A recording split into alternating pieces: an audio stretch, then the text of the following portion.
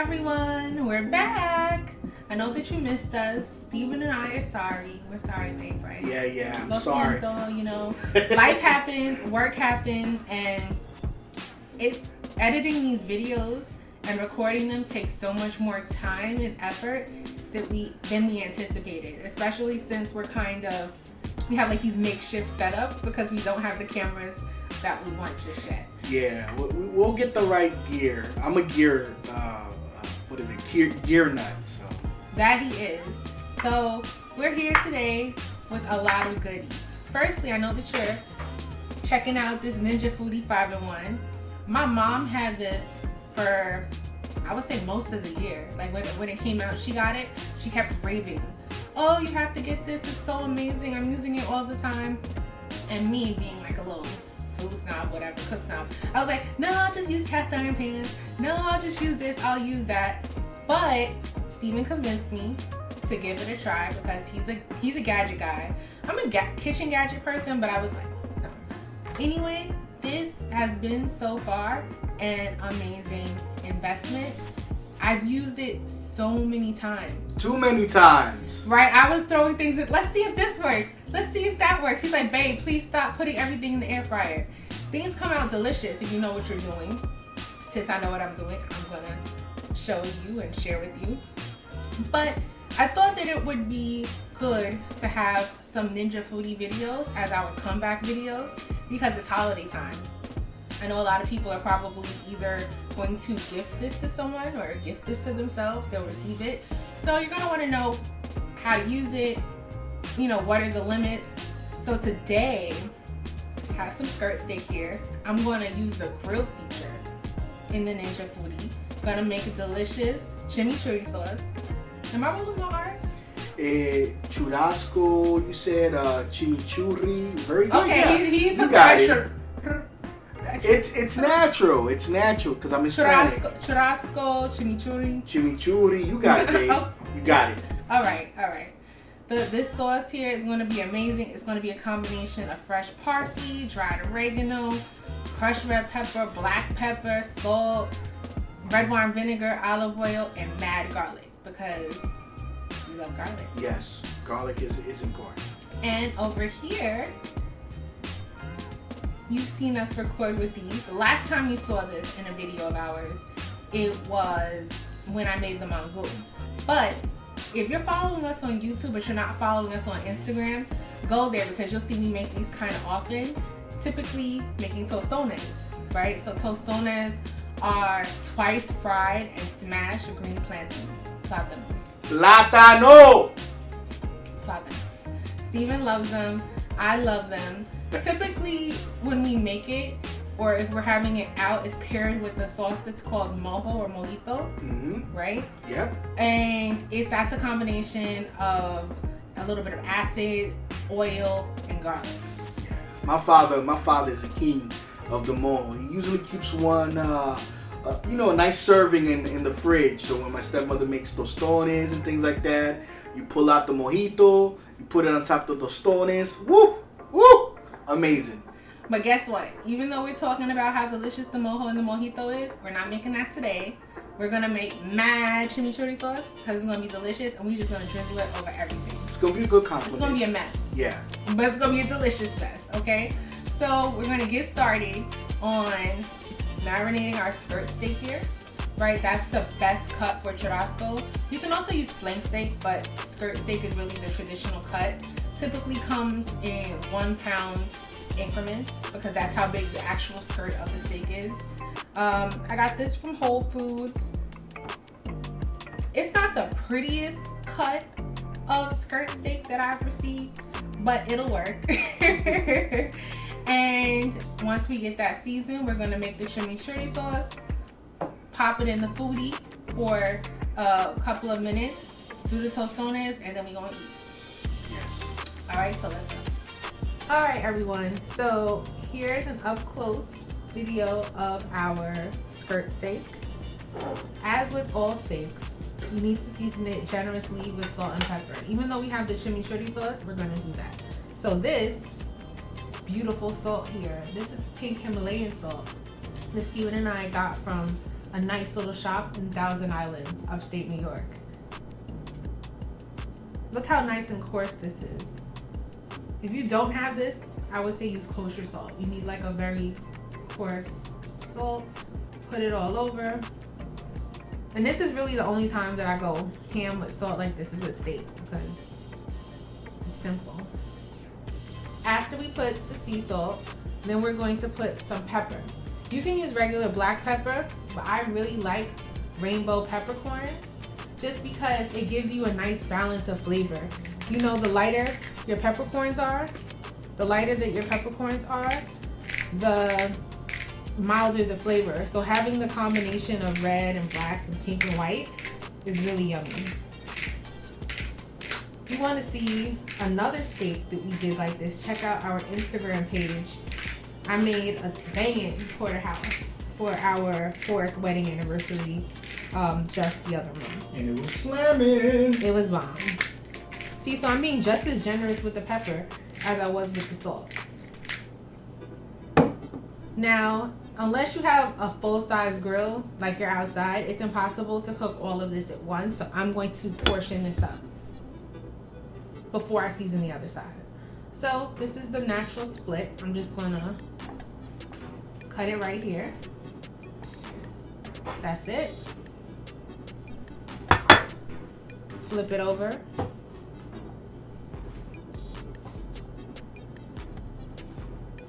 Gonna wipe my hands off.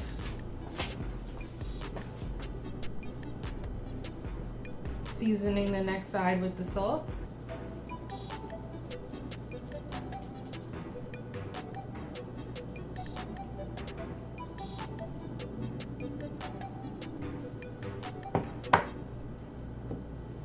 More black pepper.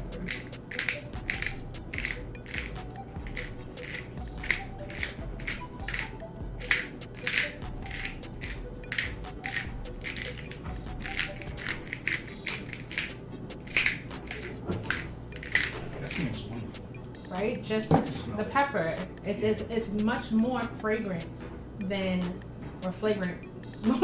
flagrant than black pepper. Yeah. Now, if you were cooking in your cast iron pan, I would say leave it at that. But I'm doing this in a Ninja Foodi, so we need to see how big this is relative to the grill plate. So I'm just gonna pop that out of the Foodi.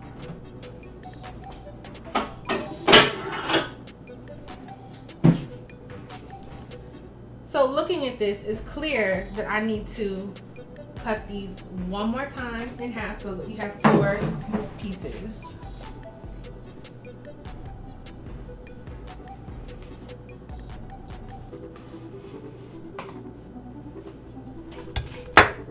Did you get the grill in the picture? Okay. We're gonna let this sit for a second because when this is on the grill, it's really only going to be on each side for a few minutes, so it'll be done in no time. Now we're gonna pull out the food processor. Now it's time to do our chimichurri sauce. I'm gonna add the ingredients in, but if you want precise measurements, visit our website, www.mangoandgrits.com, and you can get that info there. First things first, I'm adding in some olive oil. This is about 3/4 cups. Now I'm adding in some red wine vinegar.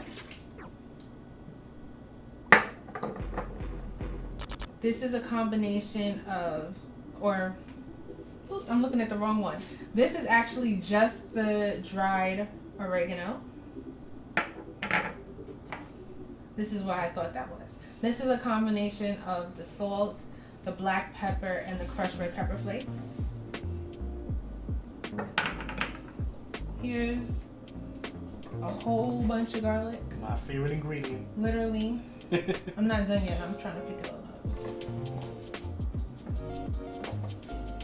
Here is. You got one more garlic left. Oh, you see, he's like, you got one more. Don't be playing with me. This homie almost ain't make it. Okay.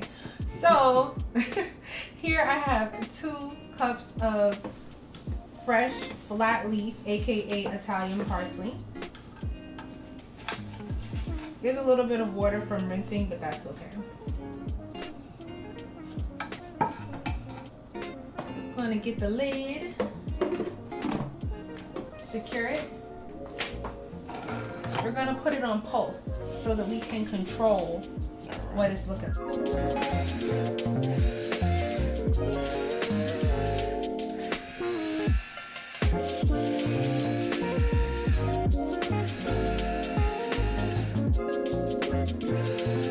Almost done. Let's take a peek.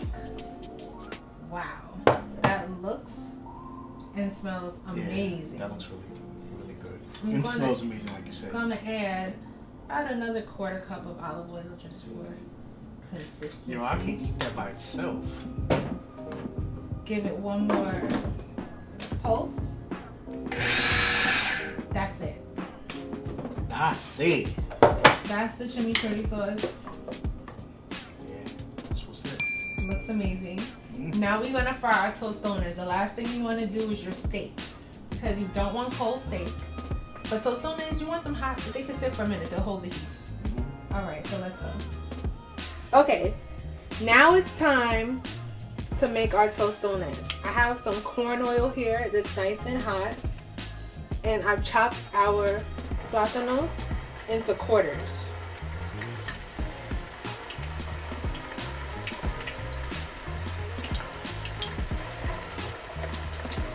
I like using this pan, you've seen me use it in the other videos, because it's so big, so it's less batches that you have to do.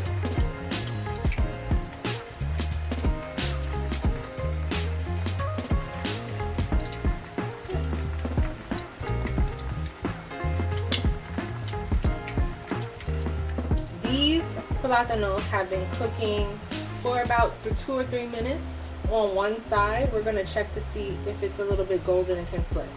So we could just roll them. I roll them like this when the water, not the water, the oil. If only it was water, right? No calories.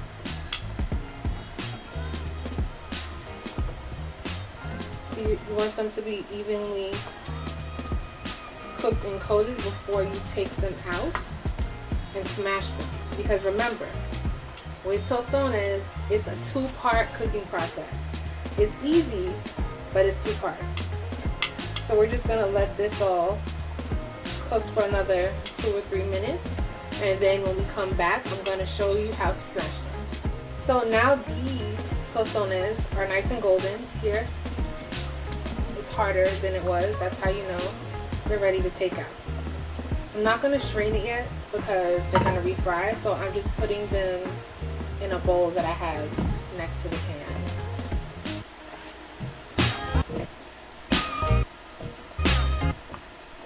Now some of these went in later than others, so I'm gonna let them finish cooking a little bit while I smash the ones that we've already taken out. See, this is what it looks like. Now traditionally, well, not traditionally, a lot of people smash the plantains into tostones using a tostonero. However, this is how I was raised. Just 2 plates. Old school plates, that's it. Alright. Okay, now this is easy as can be.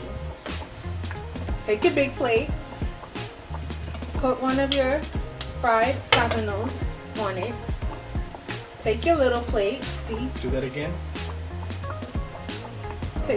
Take your little plate, which has a little round part here. You're gonna go and you're gonna smash. Grab yourself a spatula. Bang! Oops. Take it off. Put it in the oil. Let it cook for like 30 seconds on each side, maybe a little more, until you have your desired crispiness. And then you're done. When we come back, you're going to see all the tostones done.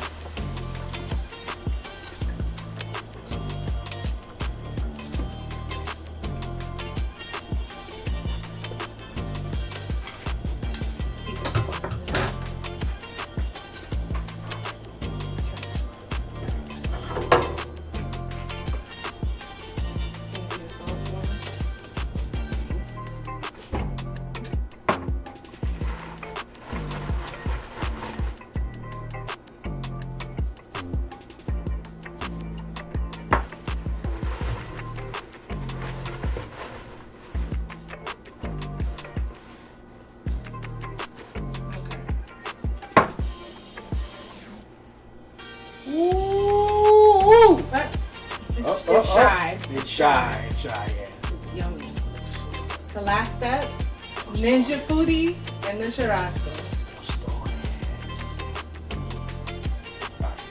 Okay, so in order to use the grill function, turn this on, go over here to where the grill levels are. We're gonna put this on high, because as you see here, high is recommended for steaks. They have a little cheat sheet here. And timer wise, I'm actually gonna put it on 7 minutes, because I think 3 minutes on each side is more than enough for the steak. I'm gonna hit start. It's gonna let you know when it reaches the desired level of heat by these bars here, and it'll give you a beep beep and it'll say add food.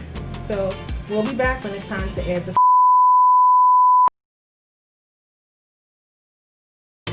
Okay, we're at the halfway point. At 3:30 we're gonna lift it. It's gonna stop automatically.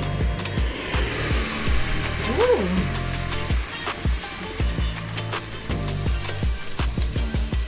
Okay.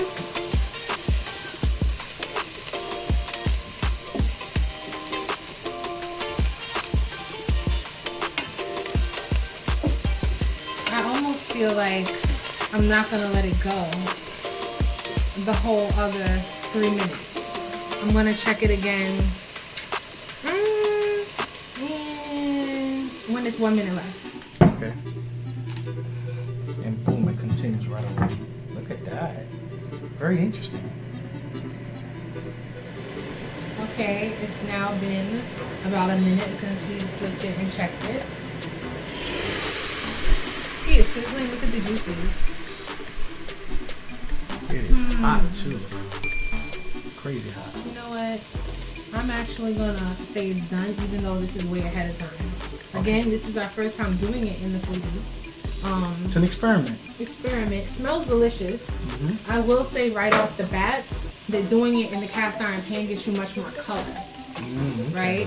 But this smells really good. You get a little bit of the lines. Yeah. The grill lines. But one thing I don't like about the grill lines, and maybe it's because I'm so particular, is that but how it's shaped in here, it's difficult to get them kind of even. I got you. You know what I mean? I would prefer if it was like straight line as opposed to this whirlpool. But that's just me being special. Okay. See, that's what the other side looks like. Yeah, I'm gonna close and let it rest. And why is it that people let it rest? So that your juices don't run out. Okay. It looks good though. Cooks way faster than that. And see, like you already see the juices rising. And one thing to be aware of is that it continues to cook while it's resting as well. So it's holding in the juices and it's continuing to cook. That's why I didn't want to leave it on for the full 7 minutes. All right, so this has been resting for about 2 minutes. Looks good. I would say it looks good. It looks good. It cooked way faster than I thought it would, but we'll see also when I cut into it. But now it's time to plate, right? I'm gonna add some tostones on the edges.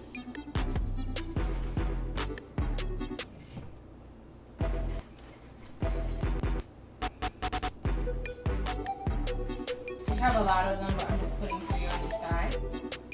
Because, you know, if you want it to be cute, this is how you would serve it, you know.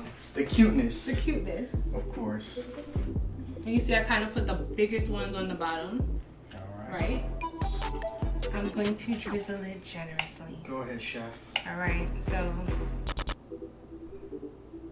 Ooh. And you see it's going to drip down.